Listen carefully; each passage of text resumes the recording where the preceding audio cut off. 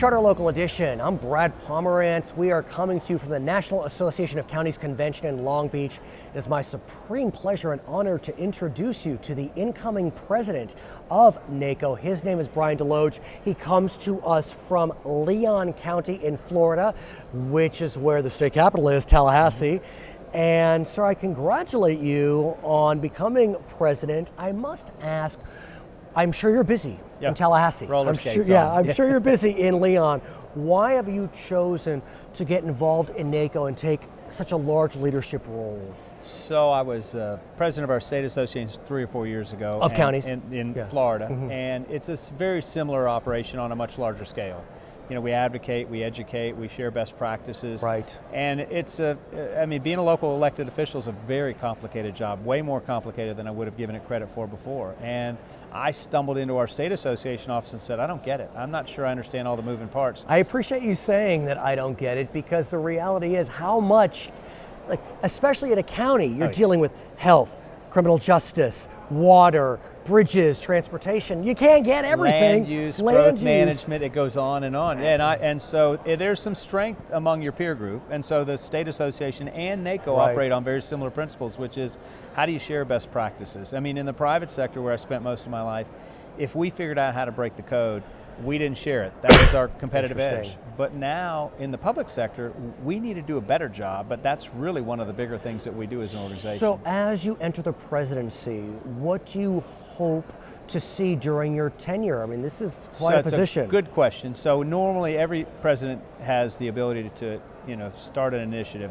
Mine is going to be a little different. I'm going to take a step back and say, one of my earlier administrators had a saying, which was, our failures are front page news, but nobody talks about our successes. So to the earlier comment, I want to be able, in the end of my year, be able to say, what are the 100 best practices across the country today? What are the things that people are doing in the country today that are replicatable, that are scalable, that I could show another commissioner and say, it might not be exactly a fix for you, but you know what? It'll get you started down that process. I'll give you an example. Please. Dade County. In Florida. Dade County has had roughly 8,000 people in their jails, okay? My county has 1,000 people by comparison. We spend $30 million a year to house, feed, clothe, medicate about 1,000 people. So 8,000 people in Dade County. They should be at, let's times that by 8. Their jail is now down at almost 4,000 people. And you start doing the math on this, 2 things that they did, one which was civil citations, which is basically for a low-level, nonviolent, misdemeanor-related crime, you get the equivalent of a speeding ticket. And you pay the ticket and you go home. You don't get processed through the criminal justice let's system. talk about criminal justice reform, because it's an issue that had been the bailiwick of, let's say, those folks on the left of the political spectrum. Not anymore. I mean, we have folks on all sides of the political spectrum, and many states are looking at the questions about when best to incarcerate.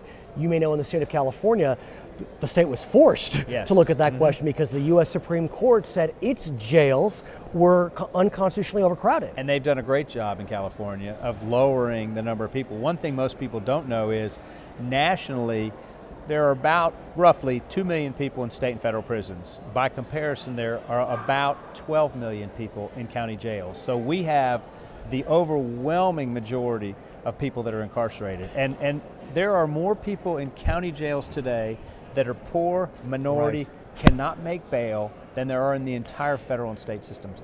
But in a lot of ways, I feel as if our nation is somewhat schizophrenic on the question, on lots of questions, but on criminal justice. I mean, there's a lot of concern about law and order. Presidential candidate Donald Trump has talked about law and order.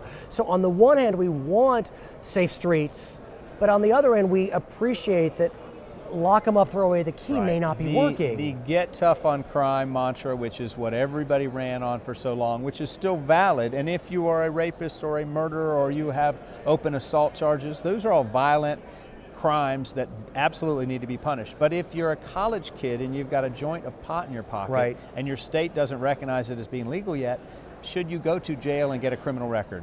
Which brings up an extremely important point, I think, and that's the question of drug offenses. Because in California, sounds like in Dade County as well, possession drug offenses, you don't even get arrested anymore. You get a ticket.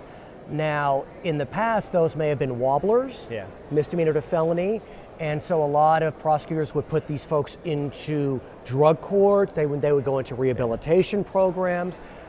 We don't see that anymore because they don't have that stick or carrot, however you want to look at it.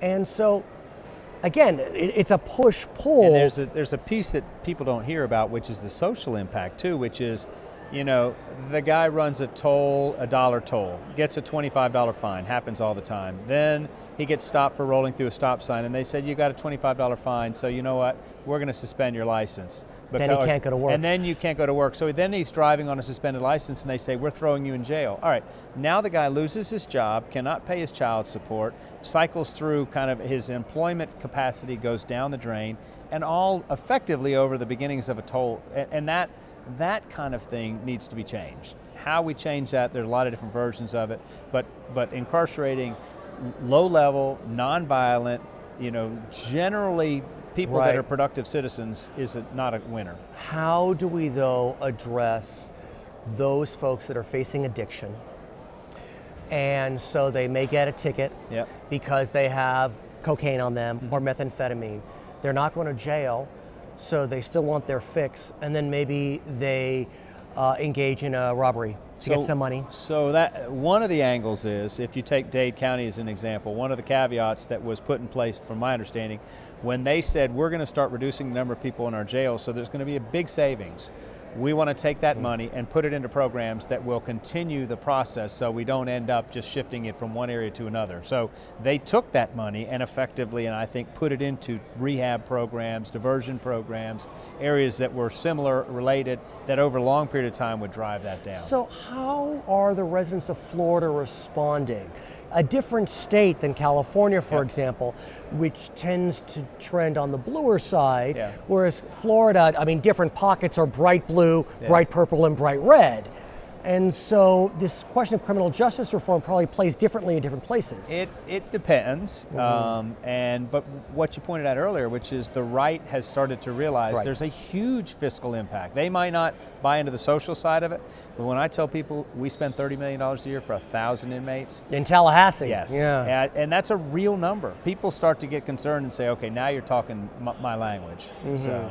What else do you hope to bring to the presidency? What are your other goals? I know you've talked about civility. Absolutely, yeah. So we started a program 10 years ago in Tallahassee called Village Square, and it's a couple of us that got together and used to have these big debates. A buddy of mine, Jewish, a liberal, Democrat. I'm Catholic, conservative, Republican. You would expect policy-wise, we're radical difference, but I would count him as one of my best friends. He went on to become the ambassador to Portugal under Obama in his first term, and we've remained close friends. But a lot of the conversations we used to have, you'd have these huge knockdown, drag-out fights, and then you'd go have a beer together, go run together. Shouldn't it be that way? Yes. But my concern is, you know, Tip O'Neill and Ronald Reagan were the best of friends. I don't know if Paul Ryan and Barack Obama are the best of friends. Well, and therein lies one of the biggest failings, I think, and certainly of the federal government. But my feeling is, you're entitled to your own opinion. You're not entitled to your own facts. And so what we do at Village Square is we talk about who are the experts in this area. Who could we look to and say, this is a healthcare expert, this is a criminal justice expert, and let's agree that the information they give us, we're all going to say is valid. Okay, now let's talk about how our issue folds into that. What you find is when you look at it in a little bit more clarity, most of us are not that far apart. We're a step off of center, right or left. And it's a matter of having that discussion in an open way, in a non-punitive way. His name is Bryan Desloge. He is the incoming president of the National Association of Counties. Who would have thunk it? It's you. Thanks. Congratulations, Thanks buddy. so much. My name is Brad Pomerance. This is Charter Local Edition.